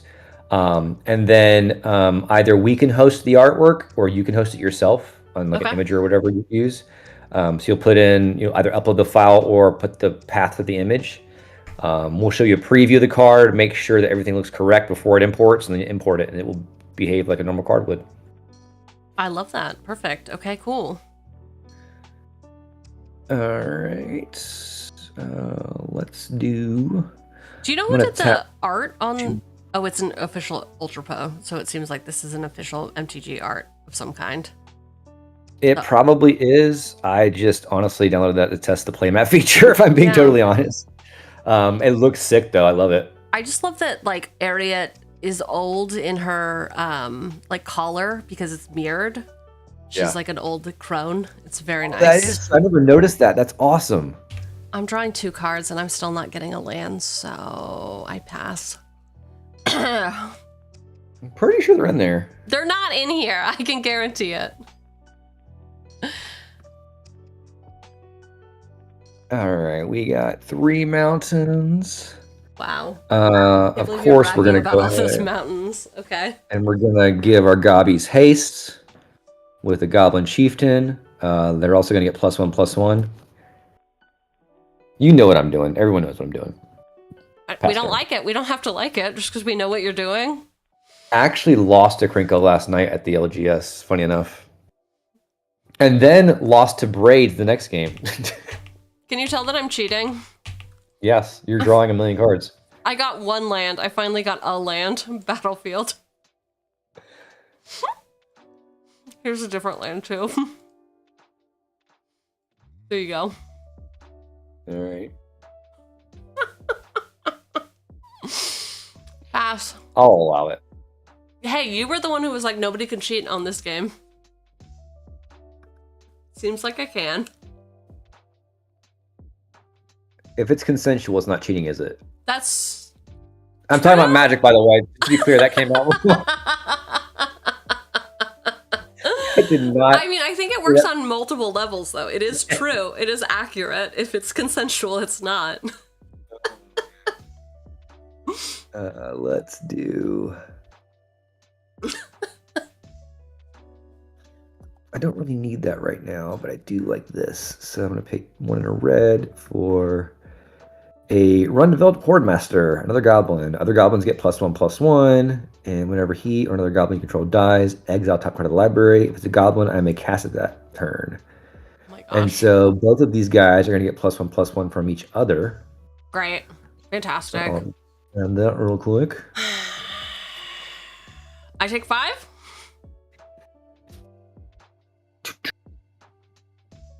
Why would you take 5? Because you're going to attack me? Are you not going to attack me? He doesn't have haste. I guess I'll just take 3. I could. You did attack me last game pretty quickly, so...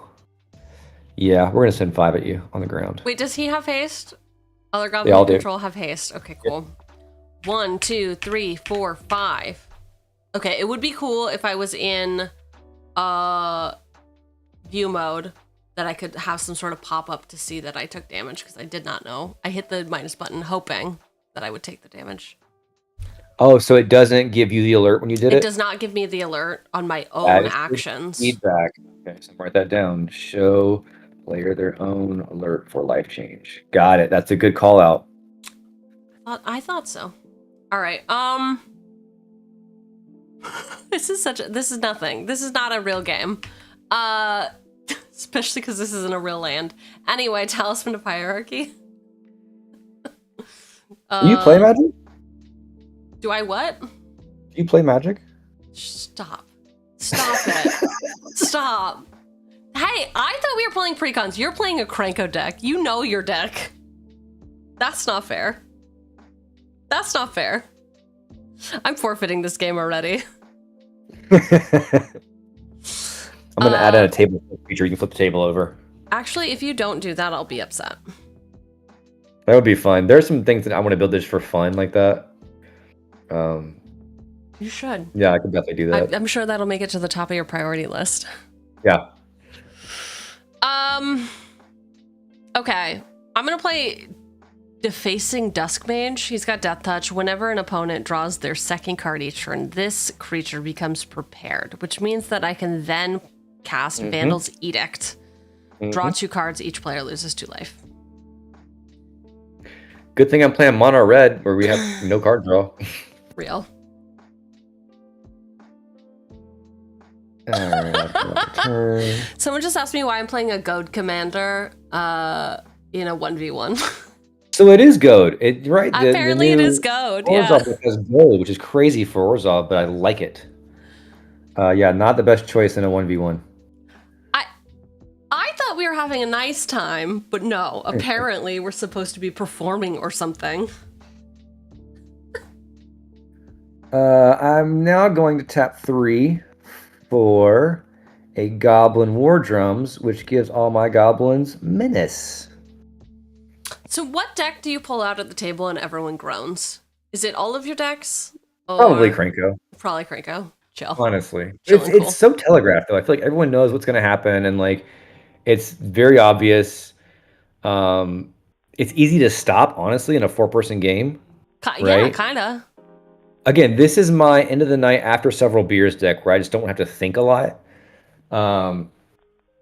But it's certainly not my best deck. But it is fun when it goes off, though. I'm not gonna lie. Like making 1,000,000 goblins is pretty fun. That is pretty fun. At what point do you decide to bring out Cranko? Is it when you have the mana for it? Is it when you have protection for it? Is it when you can give it hate? Like, at what point? What is the decision matrix that goes into that? Usually, I'm gonna want to have protection. He's an obvious target. And so I almost always try to have some protection for him. Either it's a counter spell, like a deflecting swat, or a Swiftfoot Boots, Lightning Greaves. I try not to use Lightning Greaves because I have some untapping cards to untap him and do it again. Right. So I want to target him. But yeah, I try to have protection for him first before I get him on the board. It depends on, again, the game context. But usually... got to have some Swiftfoot Boots or something in my hand to shield him from attacks because they're coming. Yeah. I think that probably Goblin Chieftain was a really good thing to have in your opener. Oh, haste enablers. I have I think 7 or 8 of them. 7 or 8. You have to have haste for Cranko. Yeah. For him and for the goblins, right? Like I make 20 of them, they can attack immediately. Yeah. Although I think it's more fun, this won't surprise you being an Aristocrats player, but Goblin Bombardment or an Impact Tremors is the normal way that I win with this deck. I don't try to win through combat, but I can if I have to. But I like to just have it burn on entrance and death, and just do that times 20 or 40. Hell yeah. Hell yeah. 5 coming at you again. Great. Oh, 1, 2, 3, 4, 5. I did it. Down. Hey, we actually might get to turn 7 and I'll be dead. Who knows? We might. Who knows? Untap all cards. This Fabled Passage is now a swamp. It's always been a swamp. We don't need to talk about it. Hey, this one, Battlefield. Face up. Cool. I played Path of Ancestry. That enters tapped. Yep. Rude. Very rude. Oh, what can I do with 4 mana? 4? 4 mana. Nothing cool. This is such a nothing burger.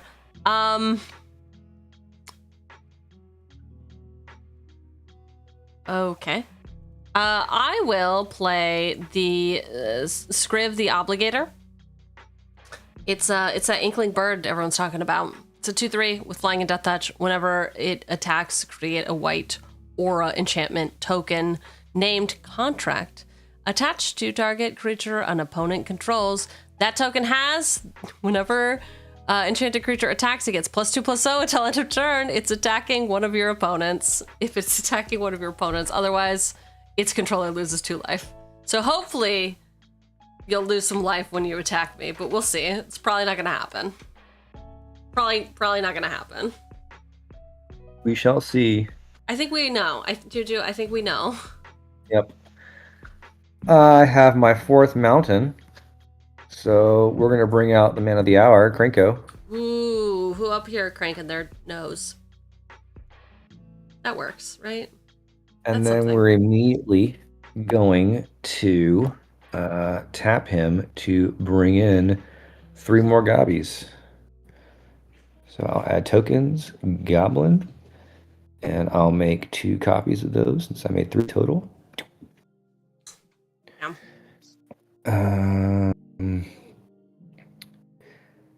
So you can block now, so you have 2 creatures. I guess so. I guess I could block. Yeah. But that's not really what I'm trying to do.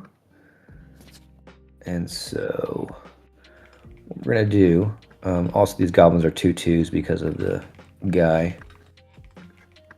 So I think what I can do is select all and add counters. +1/+1. Boom!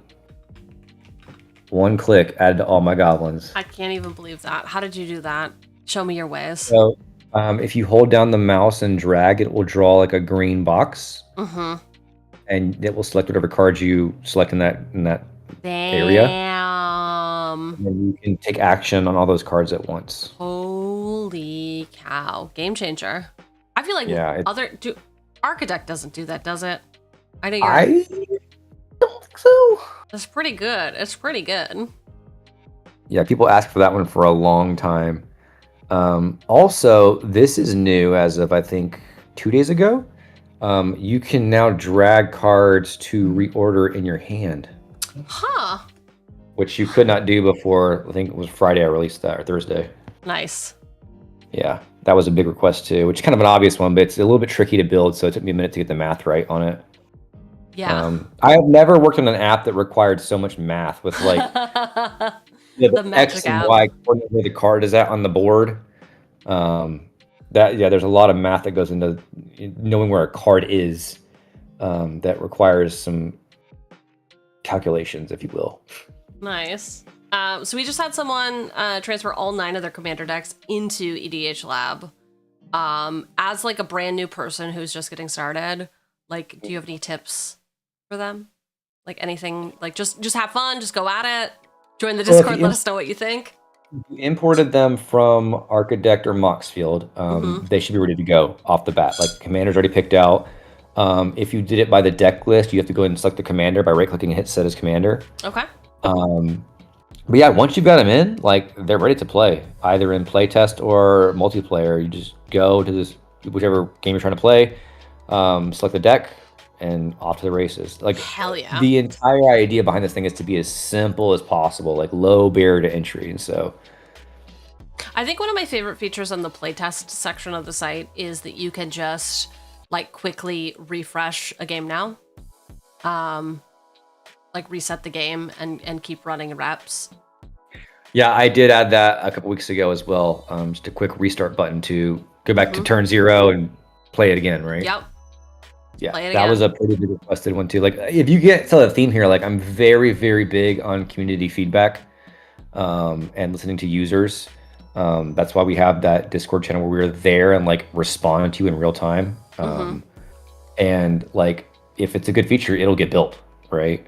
And I am the sole developer. I am the founder. Like you have access to the highest of the highest, and so you're not getting some kind of random person that doesn't have any say or your message gets lost. Like it goes to me directly.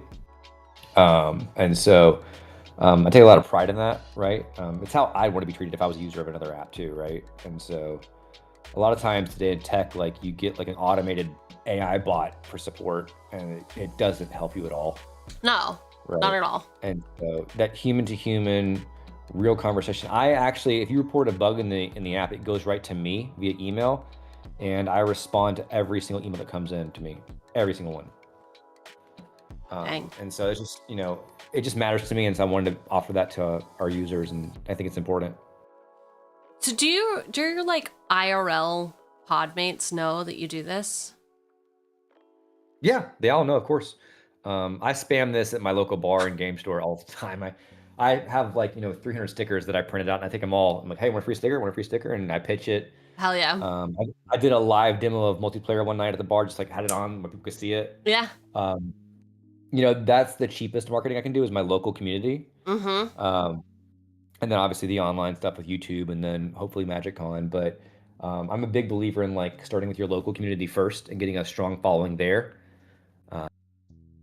And just like in person, like it can get immediate feedback. I hear about like, I didn't know how to do this thing on the app. How does this work? And like, oh, that's a great thing. It's not very clear. Let me go home and fix that, right? And just like, we do giveaways and stuff. We've given with some packs before, both in person and through online. Like we mail them out to you if you win. But yeah, I just that instant feedback is crucial. And again, that connection, like just meeting people is really awesome. So that's why I'm so big on, the in-person stuff. I love that. Okay, well, I'm about to get stomped, so I feel like, is there like a make her concede button? You can just close the window. Lay down her life. Yeah, it's just closing the window. It's like, I quit. Actually, there is. So if you go to your life total, the thing in the top right, and click on it, a menu appears, and you can choose the last option to mark yourself as dead. There you go. Rude. You did it, not me. Just like a huge skull and crossbones. Wow. Yeah, no, you smoked me on a pre-con that I have never played before. I love that. That's for you. Fair. The Cranko deck. The Cranko deck built a Go deck in a 2-player game. Who would have thought? Who would have thought? Certainly not me. Juju, this has been absolutely phenomenal. Where can people find you and what you do and all of that cool stuff? Yeah, the best place is on our Discord. So if you go to EDHLAB.gg, there's a Discord link at the top. Click that. Super active Discord. Everyone there's super friendly. I'm always online. Email me at steven@edhlab.gg. Steven with a PH.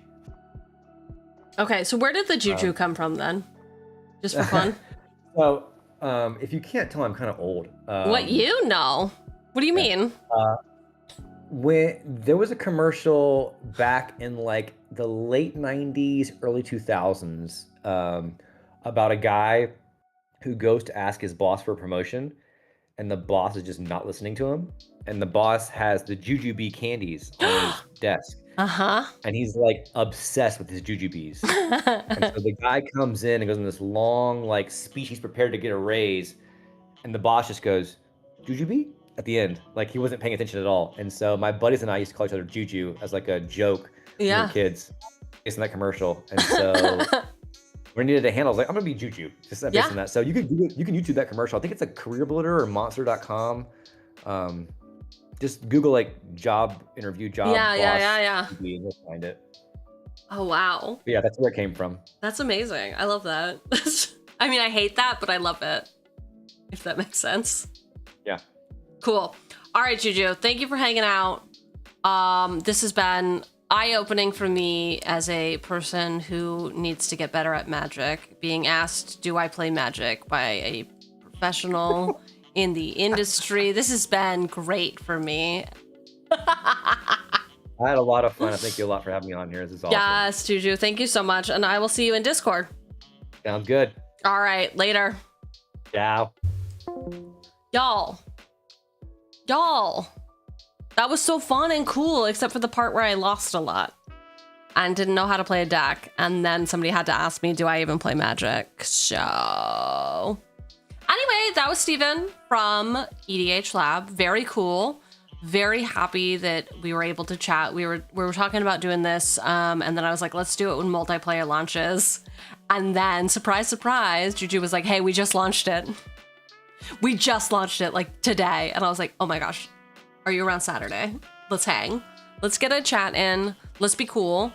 Juju Steven is one of those people that if when I meet in person, I'm going to be like, we're best friends now.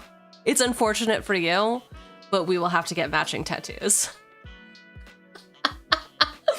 What do we think? Do we do Cranko? We already has a braids tattoo. Maybe we just do the like mono black pip. Do we do a pip? Yeah, so if you're into playtesting, goldfishing, the like, check out EDHLAB. I'm a big fan because it helps me get good. Do tiny bones. Oh my god, tiny bones. I mean, the mulligans alone were sus. How dare you? I was just having fun clicking buttons. It's fine. Everything's fine, okay? If there's anyone else that y'all want me to chat to, let me know in the Discord. I'm always down to chat. I'm always down to get clowned on by not only you, myself, but also people overall. Primo, the non-magic person, is just saying, I don't know.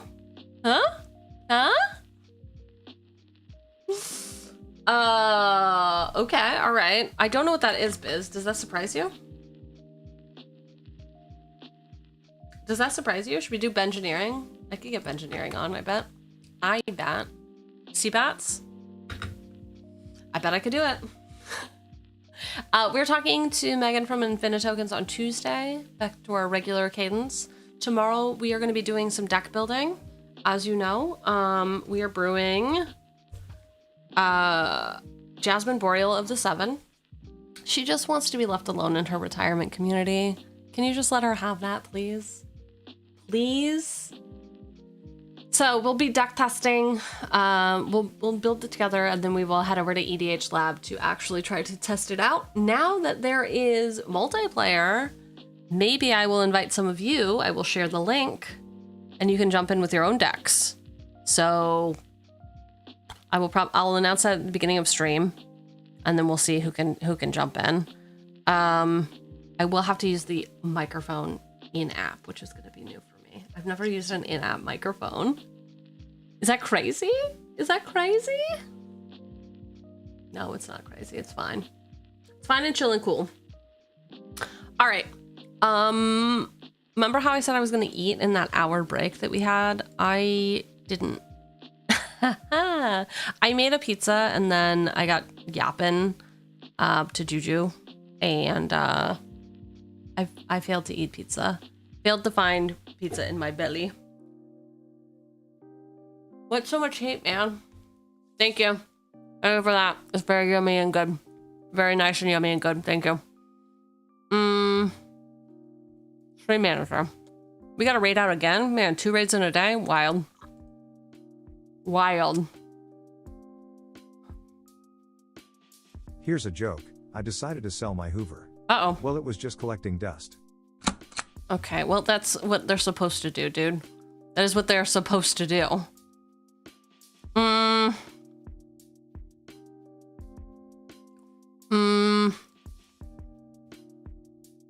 pizza, pizza, pizza, pizza. Pizza, pizza, pizza. Pizza in my deli? Right?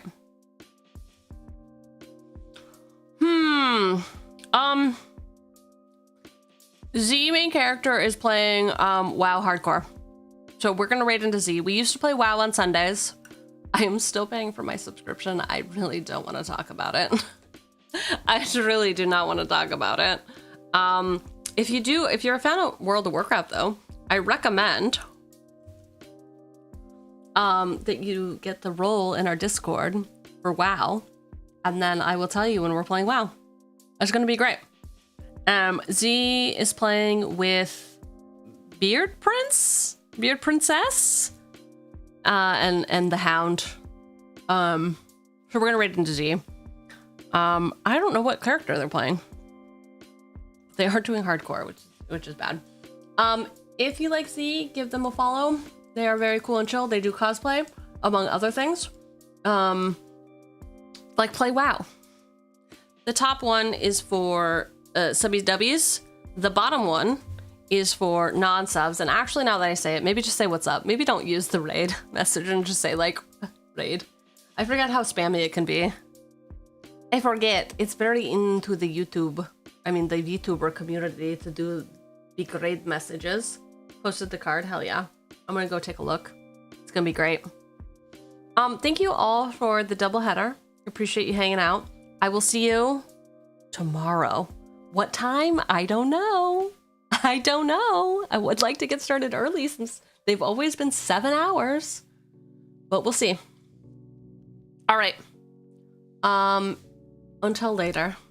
Until a different day, at a different time, in a different universe. We will see you then. Or not. I don't know. Get back to work. I don't need to justify it. Get back to work.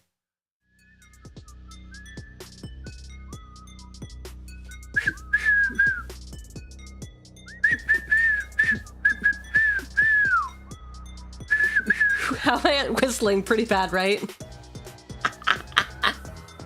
Pretty bad.